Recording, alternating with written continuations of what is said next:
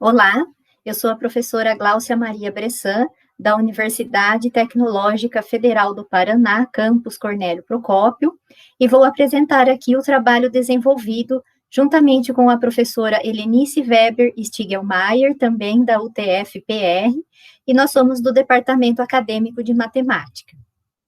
O nosso trabalho é intitulado Sistemas PFASE para descrever a dinâmica populacional do Covid-19 no Brasil.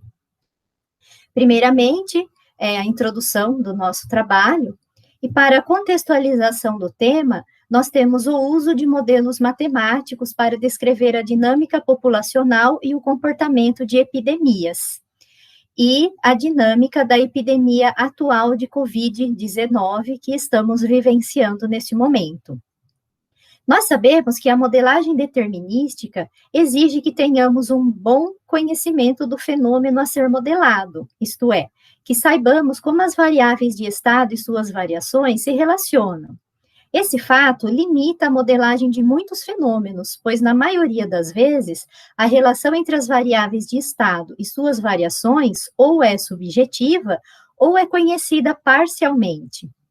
Para contornar esse problema, nós abordamos a modelagem matemática da dinâmica populacional de espécies que incorporam subjetividades por meio da modelagem FASE.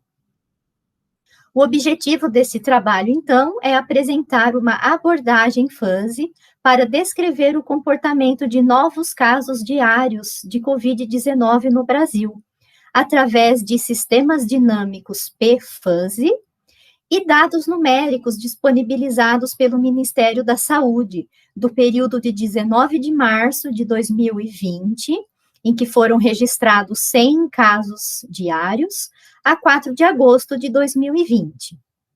E a confirmação do primeiro caso de Covid-19 no Brasil foi registrado no dia 26 de fevereiro de 2020. Falando agora sobre a metodologia desse trabalho, nós temos os sistemas PFASE.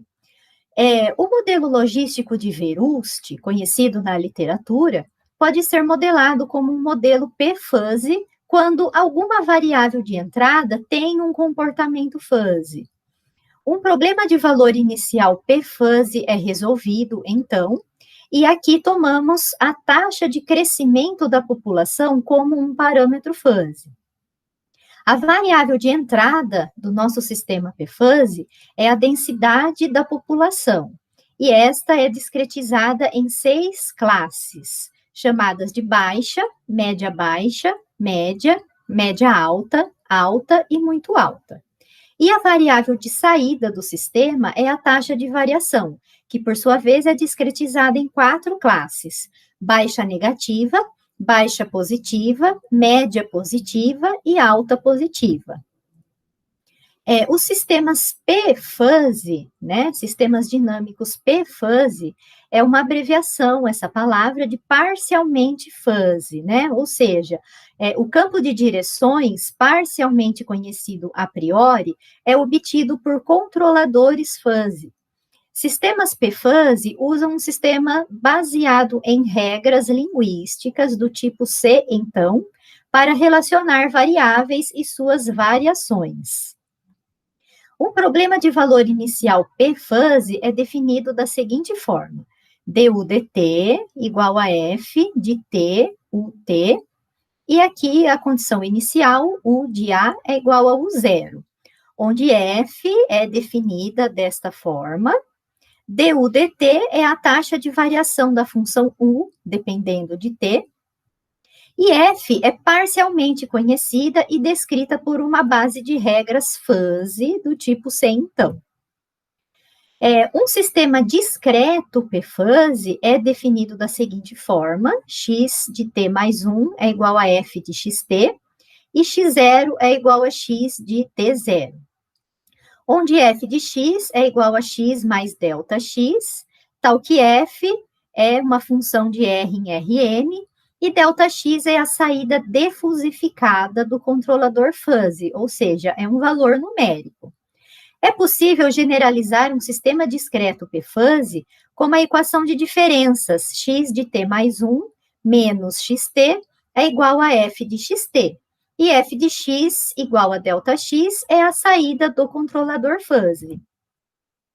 Esta figura mostra a arquitetura de um modelo P-Fuzzy, né? Temos aqui o controlador fuzzy e o modelo matemático, e aqui tomamos o modelo matemático como sendo x de k mais 1 é igual a xk mais delta de xk. Resultados obtidos neste trabalho. Primeiramente, nós temos a modelagem P-Fuzzy para o COVID-19, e para a construção da base de regras, é necessário apresentar regras com oposição semântica, a fim de termos a estabilidade do modelo, ou seja, alternância de sinais nas variações consequentes. Isso ocorre nas regras sucessivas 5 e 6. Então, aqui nós temos a base de regras, com 6 regras linguísticas do tipo C, então, que descreve a relação entre a população, que é a entrada, e a variação, que é a saída. Então, por exemplo, aqui nas regras 5 e 6, nós temos, se a população é alta, então a variação é baixa positiva. E se a população é muito alta, então a variação é baixa negativa. E assim com as demais regras do tipo C, então, da nossa base de regras.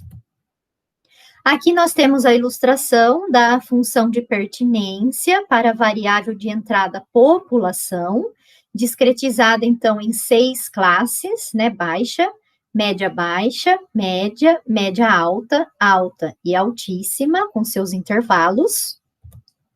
E a função de pertinência para a variável de saída, né, que é a variação, discretizada em 4 classes, baixa negativa, baixa positiva, média positiva e alta positiva.